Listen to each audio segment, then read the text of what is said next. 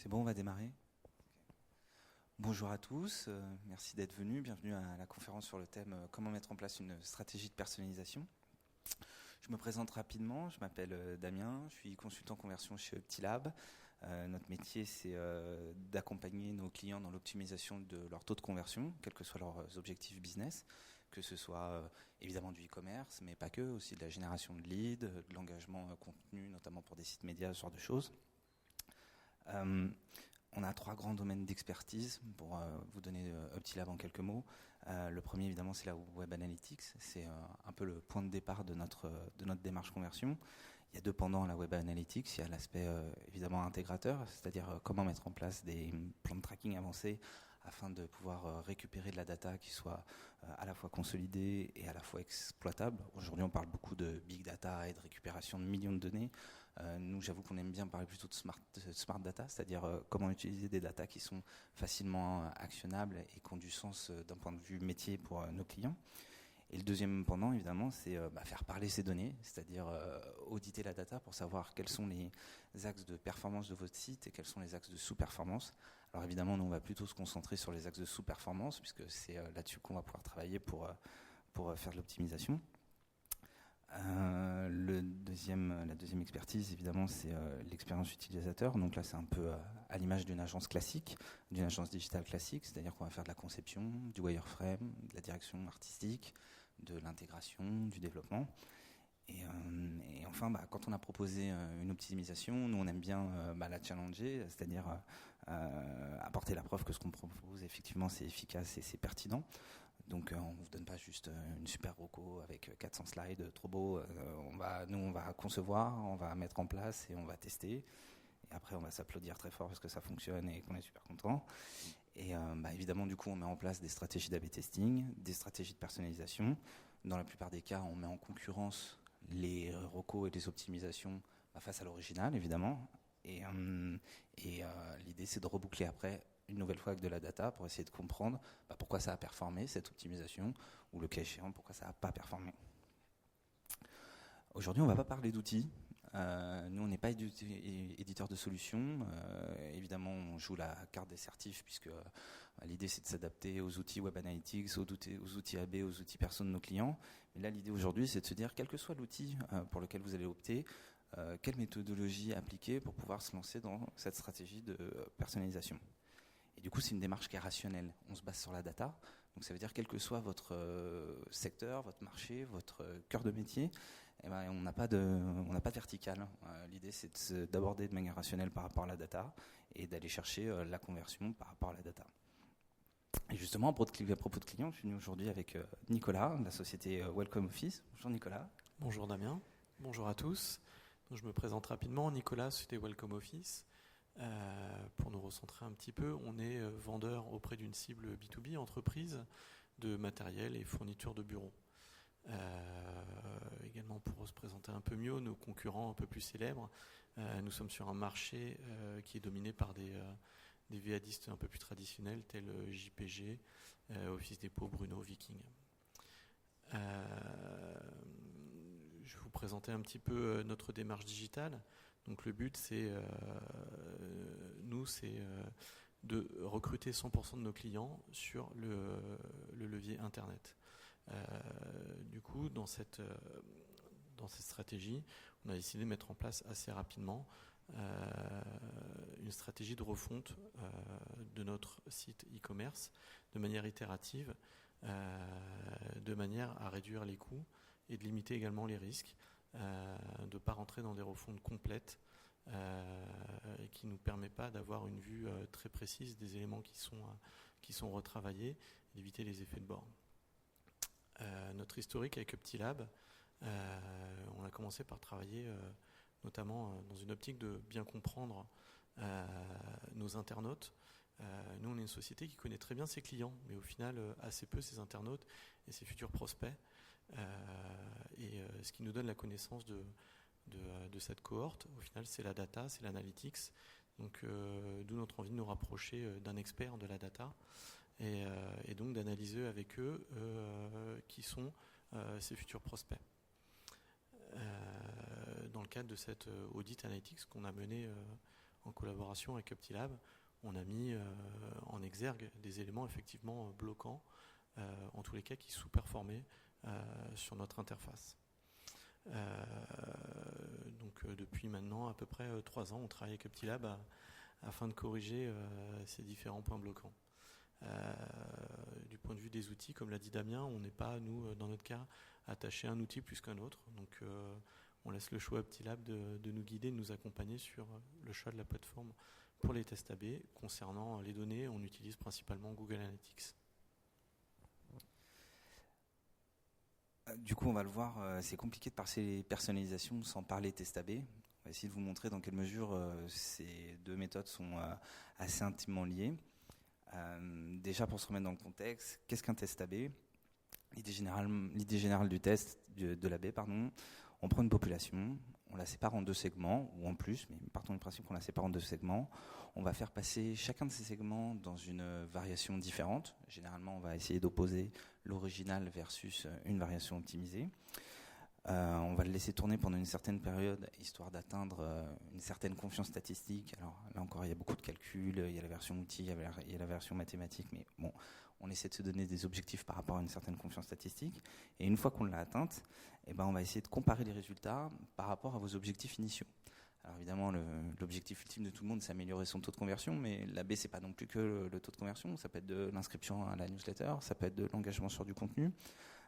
Ça peut être aussi enregistrer sa CB au cours d'un tunnel de conversion par rapport à son espace client pour la prochaine fois ne pas avoir à rentrer son numéro de CB, etc., etc. La promesse du test AB, c'est plus de conversion sans changer son trafic. C'est-à-dire, c'est essayer de rentabiliser mes investissements marketing, d'acquisition, etc. Donc le test AB, c'est efficace. C'est une pratique qui est prouvée, qui a pour objectif d'augmenter votre conversion. Donc, la conversion, c'est la vente de vos produits, c'est les leads complétés pour ceux qui font du lead, c'est l'engagement contenu. Le test AB, c'est relativement facile, dans la mesure où, par rapport à votre trafic, vous allez avoir des résultats assez rapides. La prise de risque, elle est assez limitée puisque vous monitorez vos tests AB à partir du moment où il y a de la perte de conversion, il suffit de l'arrêter. Les compétences techniques nécessaires, elles sont relativement accessibles. Je dis relativement parce qu'en fait, plus votre test AB il va être avancé, il va être compliqué, plus vous allez devoir y passer du temps et y mettre des compétences techniques. Ceci dit, ça vous permet aussi d'apprendre en marchant, de démarrer sur des choses qui sont relativement simple et de pouvoir, de manière itérative, avancer dans la complexité des tests. Et le test AB, du coup, c'est rentable.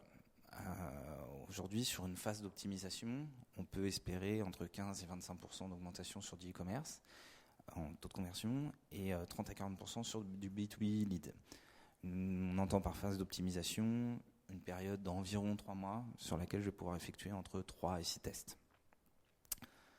Donc maintenant que vous êtes un collab sur le test AB, je vous propose de faire un petit test live dans la salle avec un cas qu'on a réalisé pour Microsoft. Donc ouais, on va bien, super. Pour la sortie du lancement de Microsoft Office 365, c'est la première fois qu'il sortait en version full digitalisée, où on ne retrouvait plus vraiment le CD à la FNAC. L'idée, c'est d'optimiser la LP qui sert de page d'accueil aux campagnes médias suite au lancement du produit. Donc là, vous avez les 2 versions qui ont été testées. On est sur un trafic qui est plutôt généraliste, avec de l'acquisition de type bannière Grande Arche sur Le Monde, Le Figaro. Évidemment, l'objectif de Microsoft, c'est de faire un maximum de ventes de cette nouvelle version. Et le but spécifique de cette page, c'est de rediriger un maximum de personnes sur le store. Et in fine, effectivement, sur le store, c'est là que je peux faire l'achat de mon pack 365. Donc on a essayé de tester un peu les 2 extrêmes. À gauche, pour la version 1, vous avez une page qui est beaucoup plus longue que la B, avec plus de contenu sur le pack. Et le CTA, il est du type j'en profite. Et quand on clique, on est amené directement sur le store. Et à droite, vous avez une version qui est plus light, qui est en mode un peu full screen. Le CTA principal, il est du type en savoir plus. Et évidemment, on clique, il amène également sur le store. Donc je vous pose la question, selon vous, quelle landing page a le plus performé sur les objectifs suivants, c'est-à-dire la redirection vers le store et évidemment l'achat. Alors, ceux qui pensent que la version A a plus performé, je vous invite à lever la main. 1. Ceux qui pensent que c'est la version B qui a le plus performé. Vous m'avez mis bien pour mon quiz. Eh ben non, c'était la version A. Alors, en fait, vous avez eu la bonne réponse. C'est-à-dire que la version B, on va partir du principe que c'est une version qui respecte plus les best practices ergonomiques. On est sur quelque chose d'assez condensé, qui est facile à lire, qui est en one screen, donc j'ai pas besoin de scroller pendant des heures. Donc on est vraiment dans les best practices ergo. Et contrairement à ce qu'on a tendance à penser, la version A, elle est effectivement un peu longue.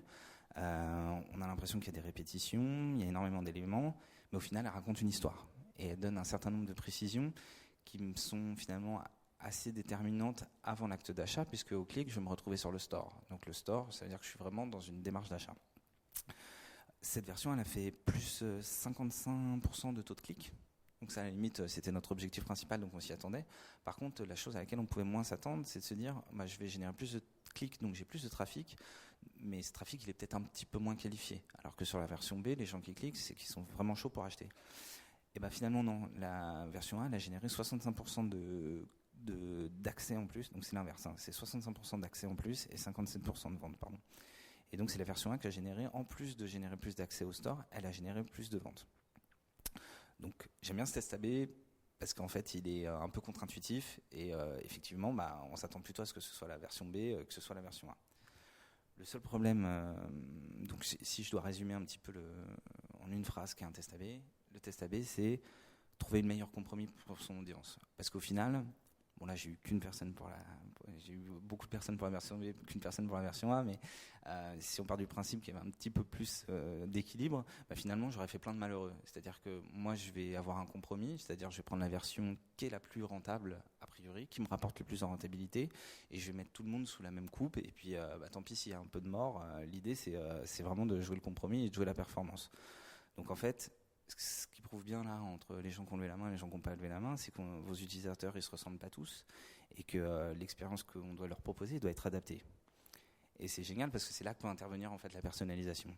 La personnalisation en fait ça n'est que passer d'une expérience utilisateur à des expériences utilisateurs. Et l'objectif de tout ça, c'est de diminuer l'impact et la taille de ce fameux compromis. Donc en fait je vais avoir une même page qui sert à un même objectif. Dans l'exemple précédent, vous faire aller sur le store et vous faire acheter un pack office. Mais cet objectif, la page, elle va s'adapter en fonction de mes utilisateurs. Donc finalement, on est sur de la personnalisation, on n'est pas si loin du test AB. Donc pour résumer la perso, on pourrait se dire que c'est contextualiser à la fois mes messages, mais aussi mes interactions en fonction d'un segment utilisateur. Ok ? Donc là, ça y est, on a un peu déshabillé la personnalisation. On s'est rendu compte que sous sa robe, en fait, c'était caché un test AB un peu sexy et segmenté par rapport à mes utilisateurs. On est évidemment tous convaincus qu'il faut se lancer dans une stratégie de personnalisation. Donc là-dessus, il n'y a pas de problème. Mais vous allez me dire, ok, c'est cool Damien, mais comment on s'y prend ? Donc pour se lancer dans une strate de perso, nous au quotidien, on a 2 cas de figure un peu récurrents. Alors, il y en a d'autres, mais disons que c'est ceux-là qu'on rencontre le plus souvent. Le premier cas de figure, c'est de la perso suite à un test AB. Et le second, c'est dans une vraie logique de perso et avec du travail, une préparation en amont. Donc pour illustrer mon premier cas de figure, j'ai l'exemple suivant.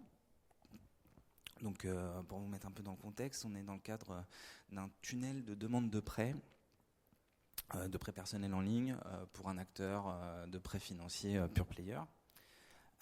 C'est un test AB qui a été mis en ligne dans le cadre d'une refonte. Donc au-delà du travail un peu de simplification de la page, d'optimisation ergonomique, on a fait 2 variations majeures pour les confronter à l'original. On a la première qui met en avant des éléments de réassurance, c'est-à-dire c'est 100% en ligne, c'est sans engagement, vous avez une réponse immédiate, etc. Et on l'a confronté à une version plus orientée chat, où ce qui a été priorisé, c'est le module de chat qui permet de rentrer en conseil avec un conseiller. Pour chaque version, pour la version réassurance, j'ai aussi le module de chat, mais il se trouve beaucoup plus bas dans la page.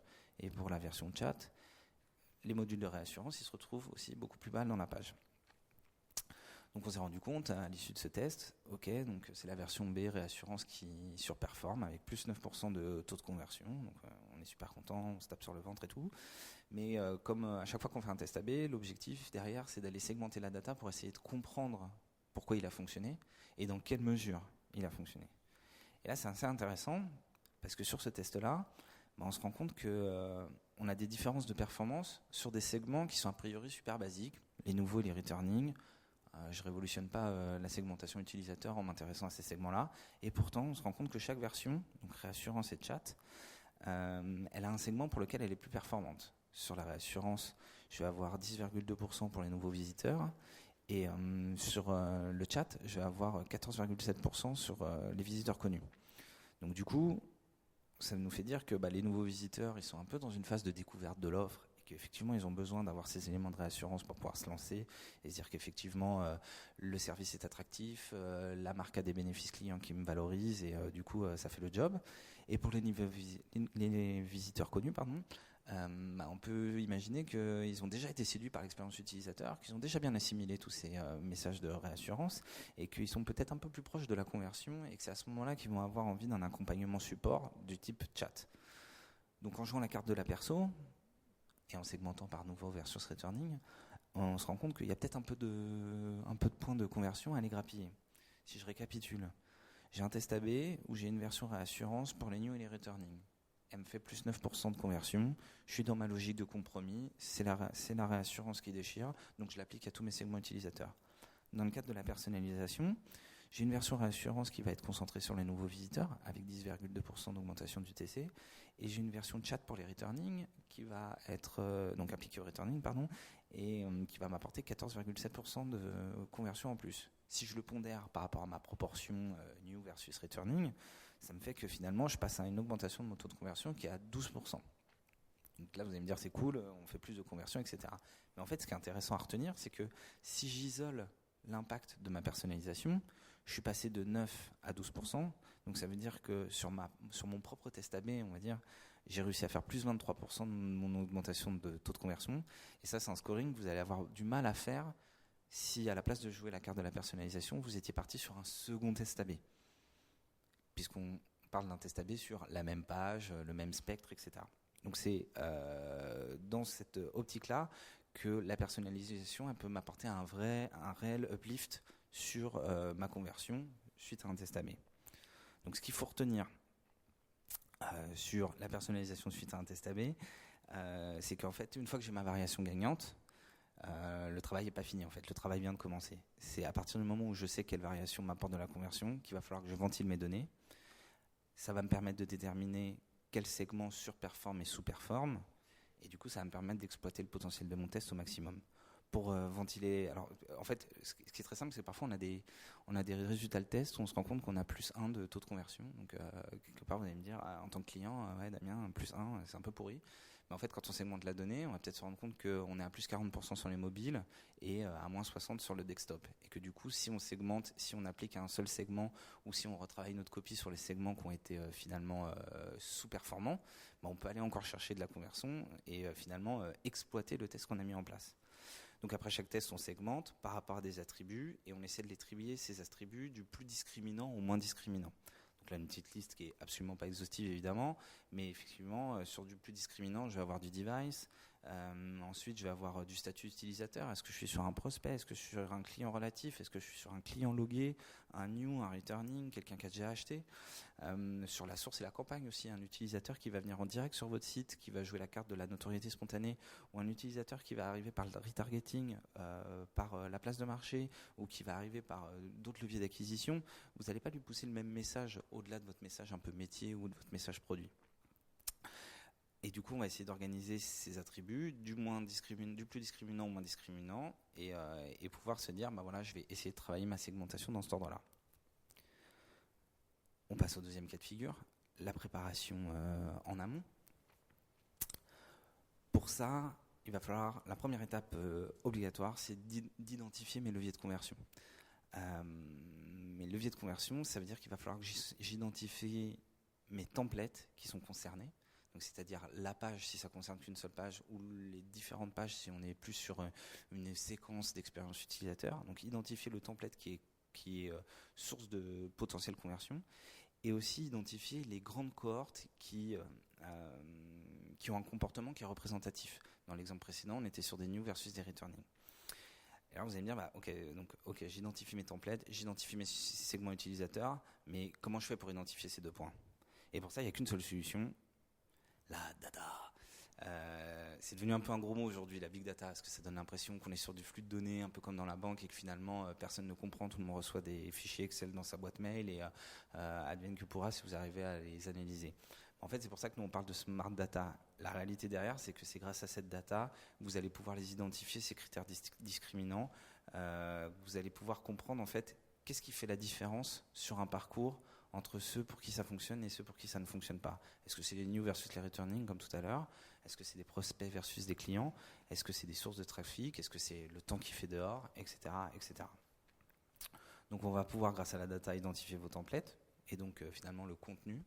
On va pouvoir identifier les segments utilisateurs qui sont générateurs de sur- ou de sous-performance.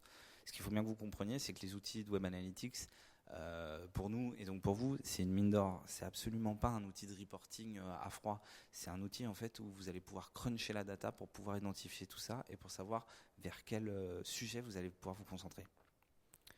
Donc dans le cas de Wacom Office, première étape, puisqu'on est dans le cadre de la personnalisation en amont, première étape, il a fallu identifier les templates. Oui, Damien, identifier les templates. Donc déjà pour revenir un peu sur ce que vient de dire Damien, effectivement la data, bien souvent on ne sait pas, mais on l'a déjà. Nous on utilise Google Analytics depuis des années, et effectivement la data elle est présente, elle n'est pas forcément très compliquée à analyser. En tous les cas, il faut faire l'effort d'aller la chercher, de la faire parler telle qu'il faut la faire parler. Nous, le premier template que l'on a pu mettre en exergue, en tous les cas mettre en avant sa sous-performance, c'est la fiche produit.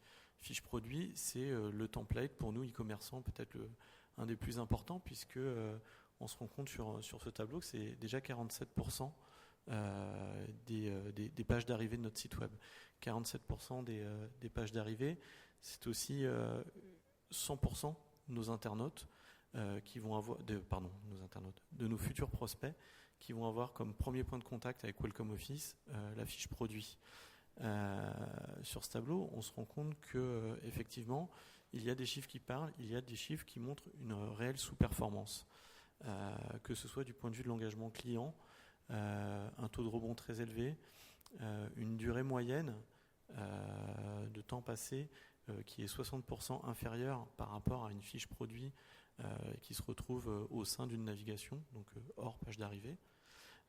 Et également des indicateurs de conversion qui nous prouvent que il y a un réel uplift à aller chercher sur ce template, que ce soit le taux de conversion, la fiche produit en tant que landing page sous-performe de 72%, et le panier moyen, KPI très important pour nous, on recherche des paniers moyens relativement élevés, sous-performe de 55%. Tout ça pour un résultat donc de rapport valeur sur visite nettement inférieur à une fiche produit au sein d'une visite classique. Donc ce qui est intéressant typiquement dans mon identification du template, c'est que là, la conclusion de tout ça, c'est pas que la fiche produit elle fonctionne pas. En fait, la fiche produit elle fonctionne, elle ne fonctionne pas dans un certain contexte. Et ce contexte, c'est quand elle est considérée comme une page LP. Ok ? Donc ça veut dire que la première action à faire, c'est pas de changer toute la fiche produit, parce que ça veut dire là vous allez aller casser de la conversion qui existe déjà. L'objectif, c'est d'aller se concentrer sur ce template dans son contexte, c'est-à-dire quand il est en fiche produit. Donc du coup, juste si je reviens au slide précédent, template, segment utilisateur. Donc là, ça y est, on a identifié notre template, la fiche produit quand elle est considérée comme une LP. Et donc maintenant, on va essayer de se concentrer sur quelles sont les populations cibles, en se basant évidemment sur ce template, et comment je vais pouvoir isoler des cohortes qui sous-performent, toujours sur des critères relativement simples. La cohorte, elle est effectivement assez bien mise en avant sur ce tableau. On voit assez rapidement que sur ce segment, des nouveaux utilisateurs, nouveaux visiteurs, les performances sont très médiocres. Par rapport aux performances, donc toujours dans le contexte fiche produit en tant que page d'arrivée, 50% de nos visites, mais pour des visiteurs connus, où là on va avoir ma foi des performances qui sont plutôt très bonnes. Donc en tant que tel, ce n'est pas la fiche produit qui est remise en cause, mais c'est bien la fiche produit dans ce contexte-là et sur cette cohorte de nouveaux visiteurs. Donc du coup, la bonne nouvelle, j'ai une bonne nouvelle. La bonne nouvelle, c'est que en faisant cette segmentation, on sait maintenant qu'on va travailler sur la fiche produit en mode LP, c'est s'attaquer à 47% des utilisateurs qui arrivent sur le site, et qu'en plus de ça, s'attaquer spécialement sur les nouveaux visiteurs, c'est la part la plus importante de la typologie d'utilisateurs qui arrivent sur ces pages.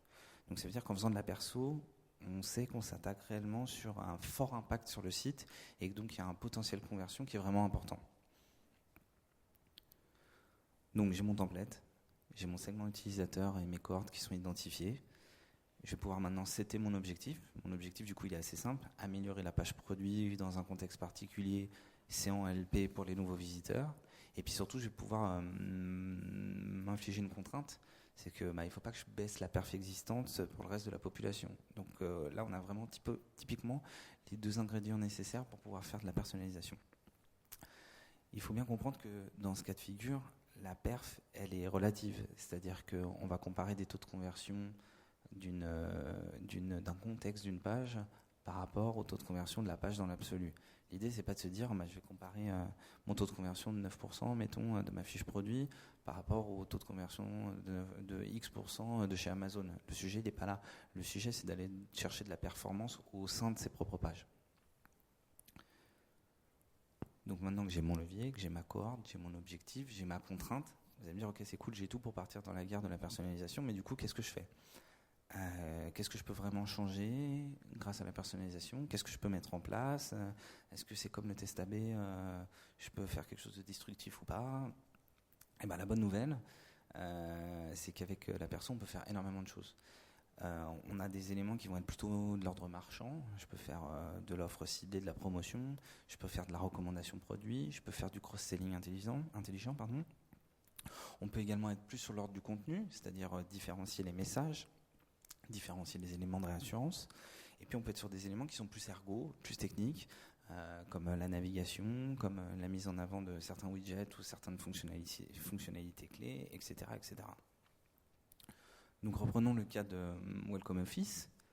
On s'attaque aux landing pages, aux fiches produits quand elles sont des landing pages pour les nouveaux utilisateurs. Je peux donc définir un persona. Ce persona, d'un point de vue méthode, il est important quand vous êtes dans une démarche personnalisation, puisque là on parle d'une personnalisation, mais quand vous allez commencer à en avoir plusieurs, l'idée c'est de faire en sorte que les persos se croisent pas trop et d'essayer d'avoir quand même des personnages qui sont représentatifs.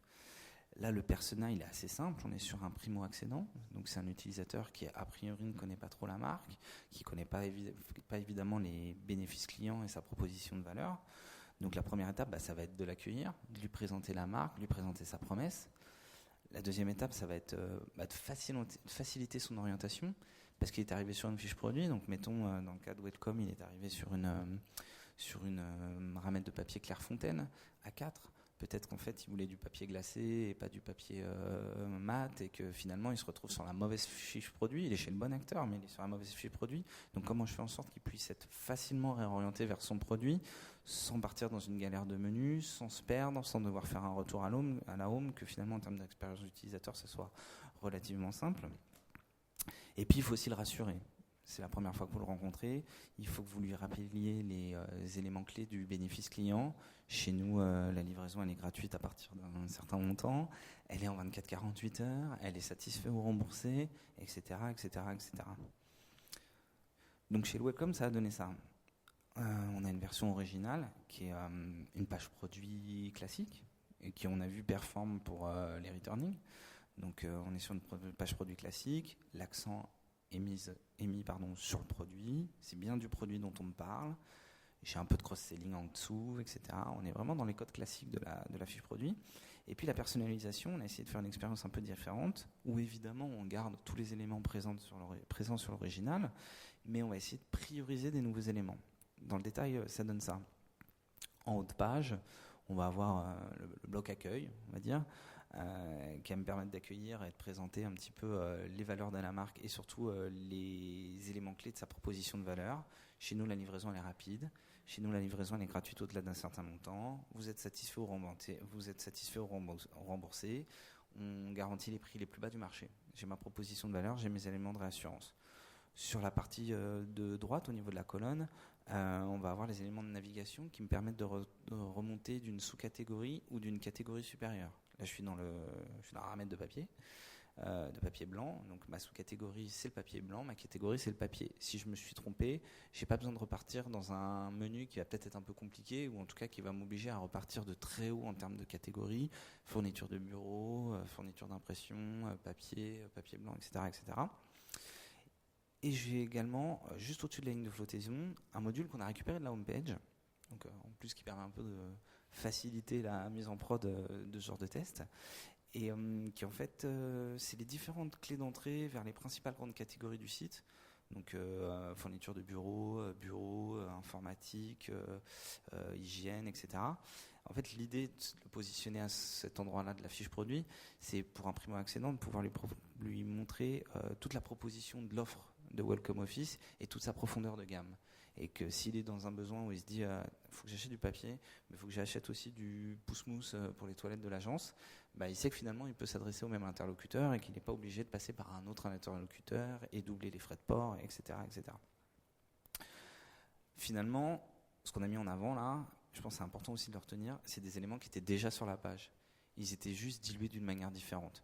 Notamment les éléments de rassurance qu'on trouve maintenant dans le bandeau, ils sont en doublon juste à droite du CTA rouge. Mais en fait, leur positionnement fait qu'ils s'adressent à un utilisateur qui est plutôt engagé dans une conversion. Et du coup, l'idée, c'est de se dire comment je m'adresse aux utilisateurs nouveaux qui ne sont pas encore engagés dans une conversion et qui ont besoin justement de ces éléments de rassurance pour pouvoir les inciter, déjà à avoir confiance, et ensuite les inciter à l'achat.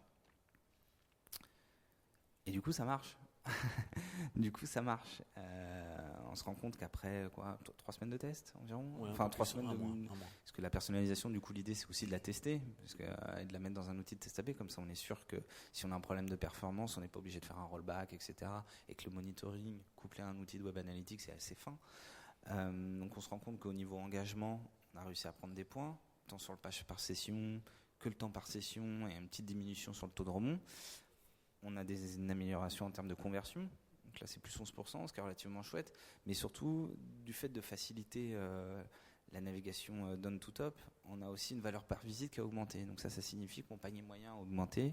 Donc soit j'ai plus de quantité, soit j'ai plus de produits.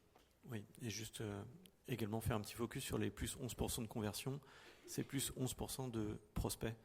Donc effectivement, ça a une valeur encore supérieure qu'un 11% sans avoir segmenté nos internautes. On est vraiment sur 11% supplémentaire de conversion de prospects, ce qui est une vraie valeur pour nous.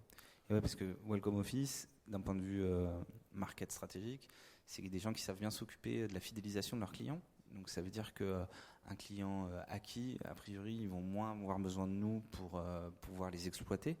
Alors qu'effectivement, aller chercher du prospect et avant même de pouvoir faire le travail de fidélisation, là c'est de la vraie valeur ajoutée d'un point de vue business. Du coup, je vais laisser un peu la parole à Nicolas. Je pense que ce qui est intéressant, c'est aussi d'avoir un peu la vision de l'intérieur. Parce que moi j'ai un peu le discours agence, mais d'avoir un peu la vision de l'intérieur sur comment ça se passe la mise en place d'une personnalisation au sein d'une société, tant d'un point de vue opérationnel, donc c'est-à-dire en day-to-day, avec les équipes, au niveau de la prod, et également d'un point de vue stratégique, parce que finalement tout ça c'est des actions marketing qui sont assez fortes, assez lourdes de sens et qui ont besoin d'être cadrées dans une stratégie marketing globale. Oui, donc dans un premier temps, d'un point de vue opérationnel, juste au niveau du contexte, Welcome Office, en gros, les effectifs dédiés au e-commerce et au web marketing, c'est un tiers des effectifs. Du web designer au développeur, chef de projet marketing. Donc est-ce que c'est compliqué de mettre en place un test AB ou en tout cas une stratégie de personnalisation ? Non. Effectivement, on a besoin de toutes les forces vives de Welcome Office pour le faire. Chacun est impliqué, mais aucunement c'est compliqué. Toutes nos équipes ont participé à la mise en place de ces stratégies sans avoir besoin d'une formation quelconque ou parce qu'en fait cette stratégie elle est relativement simple, elle est intuitive et elle va dans le sens de ce que chaque e-commerçant a envie de mettre, c'est-à-dire améliorer la conversion et chacun dans ses compétences apporte une pierre à l'édifice. Sur le temps passé, il est relativement au final court et facilement intégrable au sein d'une équipe comme la nôtre.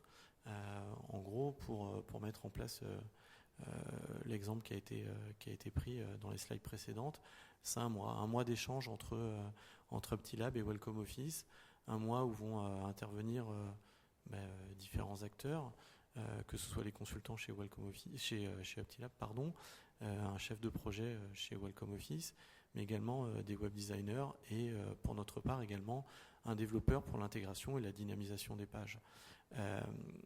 L'aspect qui aurait pu être complexe et qui aurait pu être chronophage pour Welcome Office puisqu'on manquait de compétences, au final il est à la charge d'UptiLab, c'est la mise en place du test et le paramétrage des outils de test de manière à valider que la stratégie de personnalisation est bonne.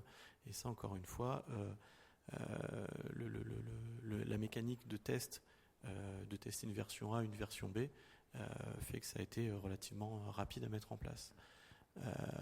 Du point de vue stratégique, nous, c'est la stratégie qu'on a adoptée maintenant depuis plusieurs années, car c'est une stratégie gagnante, que ce soit sur des chiffres très nets, comme le taux de conversion. On voit clairement qu'on améliore les performances de notre site de e-commerce, qu'on arrive à atteindre nos objectifs de prospection grâce également à ces stratégies de personnalisation. On crée de nouveaux clients, on est capable de dédier certains templates de notre site, certaines personnalisations à l'acquisition de clients. Donc on est capable également de rattacher ces coûts à des coûts d'acquisition. On fait diminuer clairement nos coûts d'acquisition. On est capable de dire pourquoi, de dire comment, de mettre en place des roadmaps sur 1 ou 2 ans grâce également à la data. On a déjà, à chaque test qui se termine, on a déjà 2-3 idées de personnalisation parce que chaque test nous apprend également des choses sur notre site. Et également au sein des équipes, c'est une stratégie qui est très challengeante parce que on est capable de mettre des objectifs très clairs, d'obtenir des résultats très importants et donc de faire comprendre à chaque membre de l'équipe qu'ils ont une importance au sein de la société et on est ainsi capable de les challenger et les motiver dans leur travail de manière à toujours fournir plus et apporter des idées pour la personnalisation de notre site web. Et du coup, vous êtes toujours dans cette perspective de refonte itérative. Je crois qu'aujourd'hui, on en est au tunnel. Oui, donc e-commerce classique, homepage, liste produits, fiche produits. Maintenant, on a décidé d'attaquer un gros morceau également. Donc, on n'est plus sur un template, mais on est carrément sur un tunnel de conversion. Donc, post-panier, parce que le panier, on l'avait déjà travaillé d'ailleurs avec UptiLab il y a 2 ans. Toujours pareil, au plus près de la conversion, mais également aussi au plus près du départ des clients, c'est-à-dire que beaucoup d'abandon. On a tous ce problème-là entre le panier, le renseignement des informations pour la livraison, le paiement. Donc, grâce à la data, encore une fois, bien analyser, comprendre ce qu'attendent les internautes de notre part. Comme le disait Damien tout à l'heure, on connaît très bien nos clients, très bien nos clients, notamment parce qu'on est sur une cible B2B. On a des clients qui sont très très fidèles. On a certains clients qui vont commander jusqu'à 100 fois par an. Donc on a des données, on a des infos, on les connaît bien. Par contre, nos prospects, au final, on les connaît peu parce que c'est un segment client qui évolue vite. Et avant d'avoir mis en place ces stratégies de personnalisation avec UptiLab, on fonctionnait peut-être un peu comme vous fonctionnez vous également, c'est-à-dire on allait bencher nos sites concurrents, on allait bencher des sites même B2C, pourquoi pas aux États-Unis, et on essayait d'appliquer un petit peu les mêmes méthodes, voir ce qui pour nous pouvait être intéressant à mettre en place. Mais on se rend compte que au final les best practices elles sont valables pour un site, pour un segment client, pour un internaute même à un moment, et pas forcément pour le nôtre, parce que quand ils viennent sur le site de Welcome Office, déjà ils ne commandent pas pour eux, ils commandent pour leur société, ils commandent à des heures inhabituelles peut-être pour un client. C'est pas entre la pause entre midi et 2 et le soir quand ils sont rentrés chez eux. C'est pas un achat forcément plaisir. Donc on se rend compte que on doit tester, on doit comprendre ce que veulent nos clients quand ils sont sur notre site, ce qu'ils attendent de nous, au-delà de l'engagement de service qu'on peut prendre avec eux et qu'on essaye au mieux de leur présenter via le petit travail qu'on peut faire, leur raconter notre histoire, ce qu'on va pouvoir leur apporter. C'est également s'adapter à eux et répondre à toutes leurs attentes. D'accord. Alors, juste, c'est marrant parce qu'on parle un peu du tunnel, et nous, de plus en plus, on se rend compte, alors que le tunnel, on imagine ça parfois un peu difficile à toucher, ou en tout cas à modifier pour essayer d'éviter d'avoir une rupture d'expérience client entre une commande à un moment X et une autre commande à un moment Y. Et on s'est rendu compte sur pas mal de tests récemment, où quand on fait ce travail de crunching de la donnée après un test AV, que ce gros débat qu'il y a autour du tunnel, est-ce qu'il faut que j'ai une étape, 3 étapes, 5 étapes, c'est quoi la best practice, etc. On a tous en tête ce fameux test qu'a fait Presse Ministère où ils sont passés de 3 à 5 et ou de 5 à 3 et ça n'a absolument rien changé dans leur conversion. Maintenant, on se rend compte que parfois la longueur du tunnel, notamment, elle va être conditionnée par rapport à la typologie de l'utilisateur. Sur un site qui fait du don pour sauver les animaux, on s'est rendu compte qu'un utilisateur qui avait déjà fait un don, il fera plus facilement un nouveau don si le tunnel est très court, en une seule page, où il remplit ses informations et où tous les champs sont disponibles en une seule page, alors qu'un utilisateur qui n'a jamais fait de don, il va être plus sensible et plus rassuré à un tunnel en 3 ou 4 étapes. Et que du coup, on peut adapter cette séquence tunnel, donc une séquence un peu lourde, en fonction de la typologie d'utilisateur avec le critère, est-ce qu'il a déjà fait un don au cours de sa vie ou pas. Du coup, je vous ai fait super rêver, j'espère, avec la personnalisation. Maintenant, attention au piège de la surventilation. On a compris que l'objectif, c'était de trouver les populations pour lesquelles j'avais des compromis, pour lesquelles vous aviez des compromis. Et toujours dans cette vision héroïste, il faut faire attention à ne pas sursegmenter cette population. C'est-à-dire de se dire, je vais aller travailler mes nouveaux utilisateurs qui arrivent sur une page produit en mode LP, qui ont, au cours de leur navigation, vu un article de type papier blanc et qui sont sur un navigateur Chrome.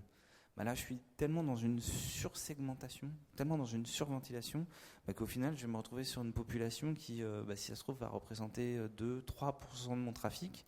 Ça veut dire que tout le temps humain que je vais investir dans la création de cette personnalisation, avant de le rentabiliser et avant d'avoir une certaine forme de confiance statistique, il va se passer du temps. De même, il faut absolument envisager quels peuvent être les effets de bord. C'est-à-dire que si j'ai un comportement LP, mais que je le croise avec un autre comportement, ça serait dommage que j'ai un utilisateur qui a un peu rien à voir avec la choucroute et qui se retrouve à avoir une expérience personnalisée alors qu'il n'est pas la cible primaire du sujet. Nous, notre conseil aujourd'hui, il vaut ce qu'il vaut et c'est aujourd'hui, c'est d'essayer de ne pas mixer plus de 2 ou 3 critères en fonction de votre trafic. Dans l'exemple Welcome Office, donc on a un premier critère qui est donc l'utilisateur entrant, on a un second critère qui est nouvel utilisateur. À partir de là, j'ai une masse de trafic qui est suffisamment importante pour pouvoir aller taper du vrai levier de conversion et vraiment aller chercher de l'optimisation. Donc du coup, on sait comment lancer une personnalisation, c'est-à-dire soit après un test AB, soit avec un travail en amont. On sait comment identifier nos templates, on sait comment identifier nos cibles, on sait c'était nos objectifs, on sait travailler sous contrainte, on sait quel type de levier on va aller actionner. Mais la personnalisation, pour qu'elle soit efficace, il faut qu'elle soit priorisée. Comme le disait tout à l'heure Nicolas, il ne faut pas se poser autour d'une table et se dire ok, donc qu'est-ce qu'on change aujourd'hui ? Tiens, si on allait taper la home, parce que la home il y a du trafic, et puis j'ai vu sur Amazon ils ont fait un nouveau bandeau, c'est trop cool, je suis sûr qu'il faut qu'on fasse pareil. L'idée de la priorisation, c'est de se dire on a des datas toujours, des datas qui sont par template ou par parcours. On a identifié des éléments problématiques du site, que ce soit ergo, que ce soit expérience utilisateur. Donc finalement, j'ai mes chantiers d'optimisation. Je veux retoucher mon bandeau, je veux retravailler ma LP en mode, ma fiche produit en mode LP, etc., etc. Donc d'un point de vue data, je vais pouvoir le quantifier au niveau potentiel, c'est-à-dire le trafic que j'ai sur cette page et les 7 ou 6 pages et le taux de conversion associé. Je vais avoir l'impact envisagé par rapport à la modification que je veux faire. Si je fais un truc hyper déstructuré ou si je change juste la couleur d'un bouton, je ne vais pas espérer le même gain de conversion. J'ai aussi une notion de facilité, parce que qui dit facilité dit investissement humain dans la création du test, la création de la personnalisation, etc., etc. Et si je combine tous ces éléments, ça va me donner un petit scoring qui va me permettre naturellement d'organiser, de trier mes chantiers d'optimisation du plus impactant au moins impactant. Et évidemment, vous l'aurez compris, l'idée c'est de démarrer par celui qui est le plus impactant. Je vais rapidement une petite digression sur l'équation de la conversion, qui est une équation qu'on utilise quand on essaie d'aborder un site d'un point de vue conversion, mais très global. Vous avez des éléments qui sont facteurs de conversion, comme la motivation, la proposition de valeur, l'incentive. Et vous avez des éléments qui sont facteurs de non-conversion, comme la friction et l'anxiété. La motivation de l'utilisateur, c'est tous les éléments qui vont faire que l'utilisateur va venir sur votre site. Donc, il y a votre notoriété spontanée, il y a la qualité présumée de vos produits ou de votre service, mais il y a aussi toute votre stratégie d'acquisition, d'affiliation, etc. Donc, c'est finalement tout ce qui va faire venir l'utilisateur sur votre site. Vous avez la clarté de la proposition de la valeur, c'est-à-dire, finalement, une fois que je suis sur votre site, pourquoi je devrais l'acheter à vous ? Parce que vos produits, c'est les meilleurs, parce que la manière dont vous livrez, vendez, proposez une expérience utilisateur, c'est les meilleurs, parce que le prix, il défie toute concurrence, parce que la livraison est gratuite, etc., etc. Ensuite, vous avez l'incentive. L'incentive, en fait, ça va être le facteur déclencheur. Donc là, on va être plus dans un univers promotionnel. Pendant une semaine, la livraison est gratuite. Si vous faites un devis pour un prêt à la consommation, vous avez 50 € offerts. Logique d'incentive. Et puis après, dans les éléments qui vont pas dans le sens de la conversion, j'ai la friction. Donc là, on est plus sur des éléments de type ergonomique et technique. Ah bah tiens, dans le panier, quand je clique sur PayPal, j'arrive sur une 404, ça marche pas, c'est nul. Et vous avez les éléments d'anxiété, donc c'est-à-dire toutes les questions auxquelles le site ne répond pas.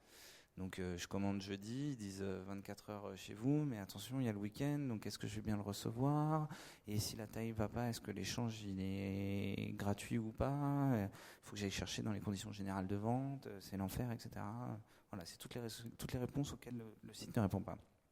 Donc la conversion, l'équation de la conversion, c'est beaucoup de motivation utilisateur. Il faut qu'il y ait des gens qui viennent sur votre site, il n'y a pas de secret, avec ou sans investissement marketing, plus pas mal de clarté dans la proposition de valeur. Votre business, il a des atouts, à vous de les valoriser, à vous de les mettre en avant, ou à nous.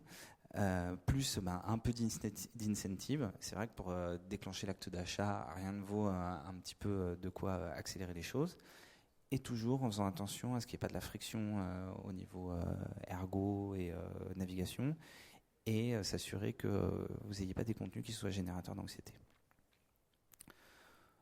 Donc ça y est, on est tous lancés dans une stratégie de personnalisation, on a nos personas, on sait par quoi commencer, tout le monde est surmotivé, et là vous me dites, c'est cool, mais comment je fais pour mesurer mon ROI ? Sachant que, effectivement, mesurer le ROI d'action de personnalisation, c'est assez compliqué, surtout à cause du volume et aussi par rapport à la complexité des différents segments utilisateurs que je vais avoir. Donc nous, aujourd'hui, la méthode la plus intuitive et la plus stable qu'on ait trouvée, c'est de comparer chaque personnalisation de manière itérative à un segment qui ne sera jamais touché par la personnalisation. C'est-à-dire vous isolez 5% de vos utilisateurs.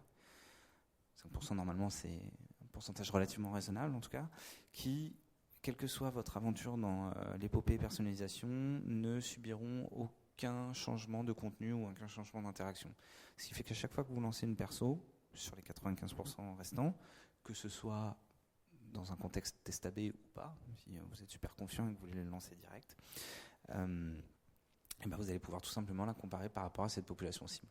Aujourd'hui, j'avais dit que je ne parlais pas d'outils, mais aujourd'hui, les outils de test AB, la plupart utilisent cette fonctionnalité-là, ce qui fait que la représentativité de vos segments utilisateurs dans ces 5%, ce sera la même que dans les 95%.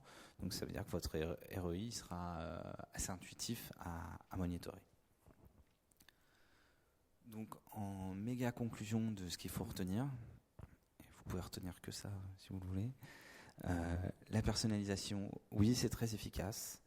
Le bon réflexe, c'est de se dire pensez personnalisation à chaque fois que vous concluez un test AB et de ne pas vous arrêter juste à la variation gagnante, d'aller cruncher la data, d'aller du coup identifier quels sont les critères discriminants grâce à la data. Est-ce que c'est mes news, est-ce que c'est mes returning, est-ce que c'est mon device, est-ce que c'est ma campagne, etc., etc.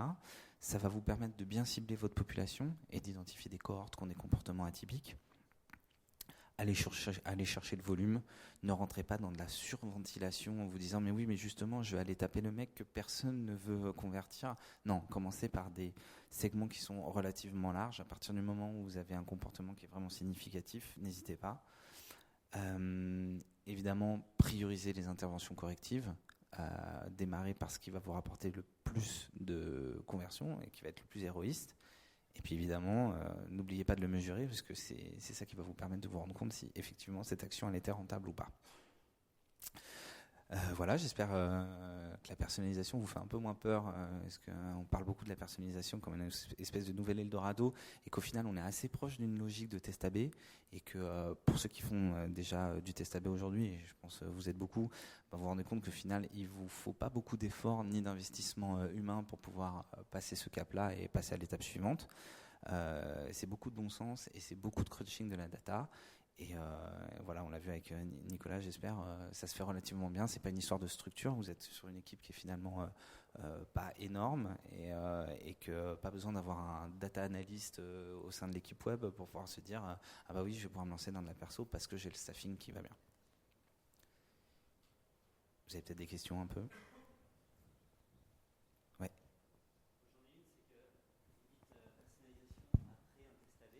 Personnalisation. Bon, ça va être mieux comme ça.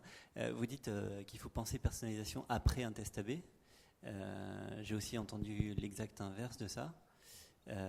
Dans ma tête, j'ai envie de souscrire aux deux assertions. En fait, je pense que les deux se valent. Mais j'aimerais bien avoir votre point de vue là-dessus. J'ai l'impression que les deux peuvent se faire. Personnalisation après test AB et test après personnalisation. Oui, tout à fait. C'était un peu j'espère, le fil conducteur de cette presse, c'est que pour nous, effectivement, il y a ces deux cas de figure-là. Soit vous avez déjà un parti pris fort parce que vous avez identifié de la data et que vous vous dites, OK, moi j'ai tel comportement qui sont vraiment atypiques et je suis obligé d'adapter mon discours par rapport à ces utilisateurs-là.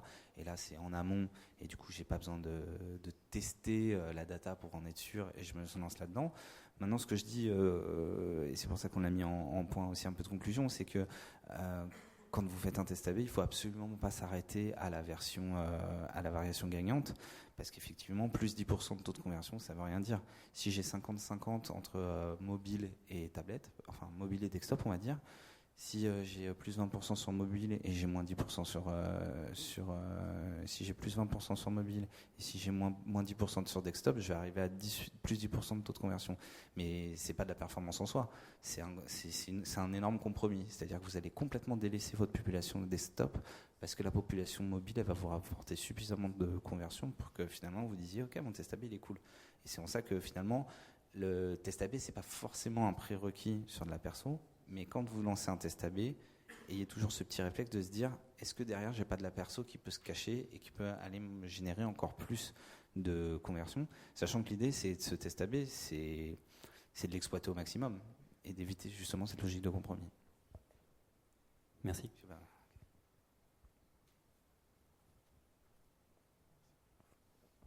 Bonjour, ma question c'est plus par rapport qui dit personnalisation dit 2, 3, 4 pages différentes pour un même template au niveau du contenu de la page. Est-ce que vous avez des retours un peu d'expérience au niveau SEO et performance SEO de la page, d'une page personnalisée en plusieurs exemples différents? Et pas trop. Je peux peut-être répondre à la question. Merci de me sauver la vie. Nous, dans la stratégie digitale, effectivement, le SEO a une part très importante. Aujourd'hui, c'est notre première source d'acquisition de trafic. Donc, on est très regardant. On travaille avec un freelance qui nous accompagne tout au long de l'année sur ces démarches. Effectivement, il est très intégré à notre démarche de personnalisation. Il a un œil sur chaque mise en place de stratégie de personnalisation et d'A/B testing. Il y a des outils maintenant... Il y a des bonnes pratiques à mettre en place sur les templates testés afin de signifier aux différents moteurs, Google pour ne pas le citer, qu'il s'agit d'un test AB, que la version B et C ne sont qu'une énième version d'une page déjà indexée, de manière à sécuriser l'indexation des pages. Mais une fois qu'on n'est plus dans le cas d'un test AB, mais qu'on a validé notre personnalisation et du coup les 2-3 cas différents... ne coexiste plus qu'une seule URL, celle de la version gagnante qui remplace l'ancienne version. Mais vous ne pouvez pas imaginer justement que sur une même page produit, vous puissiez conserver une version visiteur entrant et une version visiteur récurrent pour la même page produit? Si, ça c'est possible finalement via l'outil de personnalisation. Donc après, ça dépend, est-ce que vous passez par un outil qui est dédié ou est-ce que vous faites un truc un peu maison avec deux URL différentes, etc. Mais a priori, quand on passe par un outil, justement, on peut faire ce travail-là de split entre moteur de recherche, là je suis sur de la perso, donc c'est pas vraiment le même contenu, etc. Et dans ce cas, on reste dans le cadre de notre outil de test AB. Ouais. Non, je parle d'outil personnalisation. Ok, merci. Et sachant, juste en petit complément, que tous les gens qui font de l'acquisition se lèchent un peu les babines en voyant la personnalisation, parce que du coup, typiquement, je vais pouvoir personnaliser ma LP suite à du AdWords, par exemple, en fonction des différents termes qui ont été tapés, par rapport du coup à une sorte de profil. Alors ça, on commence un petit peu, mais c'est pas hyper abouti. Mais voilà, l'idée c'est de se dire, d'essayer de rapprocher personnalisation et acquisition et de sortir un peu juste du carcan Insight. Et juste pour compléter, Google pousse de toute façon à la personnalisation, puisque le but c'est d'offrir la meilleure expérience possible à l'utilisateur, quel qu'il soit, quitte à personnaliser ses pages. Donc il n'y a aucune pénalité qui est infligée par Google si on personnalise une page dans le but d'apporter une meilleure expérience utilisateur. Alors là, on n'est pas vraiment sur les stratégies de blocking pour essayer de contourner, de manière à essayer d'insérer dans notre page des mots-clés afin d'être mieux référencés. On est vraiment dans une optique d'optimisation de l'expérience utilisateur qui est tout à fait compatible avec les recos de Google, qui a été un des premiers, je pense, à fournir, il me semble à l'époque c'était dans l'interface de Google Analytics, un outil d'A/B testing. Tout à fait. Merci. Plus de questions? Merci à tous et puis bonne fin de salon.